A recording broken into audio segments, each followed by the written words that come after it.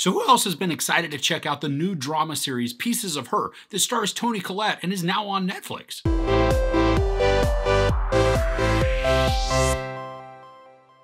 In a sleepy Georgia town, a random act of violence sets off an unexpected chain of events for Andy Oliver and her mother Laura. Desperate for answers, Andy embarks on a dangerous journey across America, drawing her towards the dark, hidden heart of her family. Toni Collette is an awesome actor, and I love the range that she brings to her performances. Now, more often than not, she plays a mom-type character, but that doesn't mean she's any less dynamic in what she delivers. In this show, which is adapted from a Karin Slaughter novel, Collette plays Laura Oliver, a sort of timid woman, but someone who still is a bit overbearing and controlling of her adult daughter. Now, their relationship is obviously strained, and we see that from the very beginning of the show.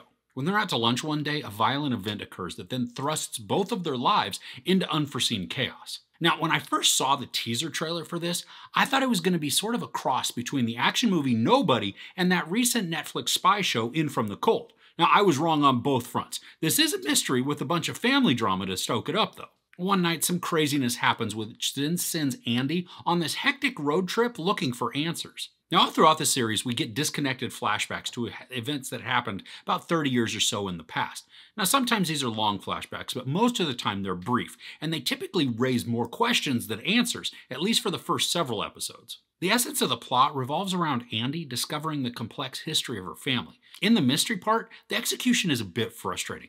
The story constantly wants to talk around it instead of attacking it directly.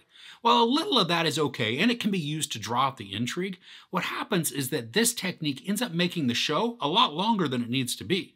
Now, this is 8 episodes, and it really shouldn't be that long. I mean, the content that we're shown should really only take no more than 6 episodes, especially given the fact that they're each between 45 minutes and an hour.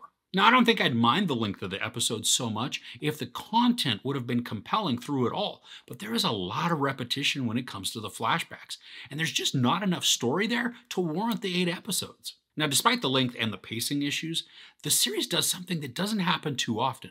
The direction lets the dialogue breathe, so that when characters are sitting near each other just having a conversation, and that could be an emotional one or even just a casual one, there are noticeable pauses between each character speaking. I mean, it mirrors regular conversations that people have in real life. You know, where you're talking with a friend and they'll say something, and then we sit for a few seconds in comfortable silence before we return conversation. Now, this realism was nice, but it can also be a double-edged sword. Now, there were times when characters were doing this, but they were on the phone.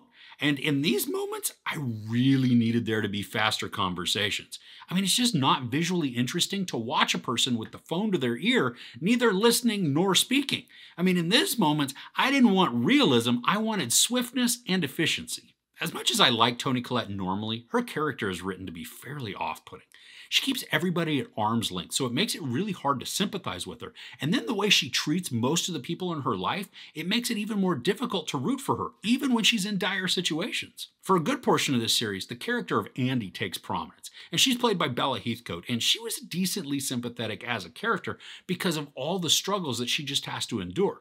And more often than not, she is not the cause of these struggles, but she's just following the path of the mystery to understand her family better.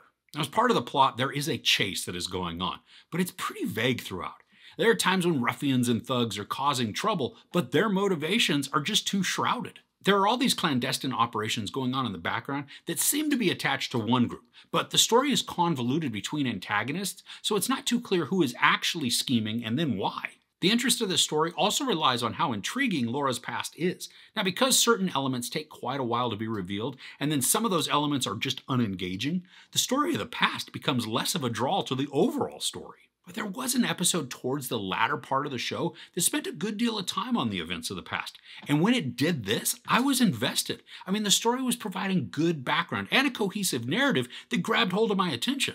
I think had the show chosen to give us larger chunks of the past instead of just brief snippets, it would progress the story along more efficiently, but then also make the whole thing more enticing. What we do get, though, is mostly disjointed and less cohesive. I mean, it's bouncing around so that relationships feel disconnected, characters drift in and out of the narrative, and the story feels like it's not really sure of its direction. So overall, Pieces of Her might be interesting in the concept of a young woman trying to uncover the truth of her mother's past, but the execution doesn't provide a connected story that engages or thrills. Toni Collette and Bella Heathcote are good in their roles, but the characters themselves are not as dynamic or as engaging as the actors. The way the narrative is pieced together causes the show to drag out unnecessarily, with smatterings of disjointed flashbacks and schemings among players that do more to drag out the story than add intrigue. And even the chase that ensues for the characters lacks urgency and tension, with any momentum being broken by awkward scene changes. Unfortunately, despite the talent of Toni Collette, this isn't one to put on your list and kill a day watching. There's sex, nudity, a lot of profanity, and some violence. I give Pieces of Her 2 out of 5 couches. So what are you watching this weekend? I'm back on my binge of The Last Kingdom. I'm just working to finish all 4 of the seasons before the 5th one comes out. But let me know what's on your binge list in the comments below. If you enjoyed this review, please give it a like. Also, don't forget to share and subscribe. I'm Chris. This is Movies and Munchies. Thanks for couching with me.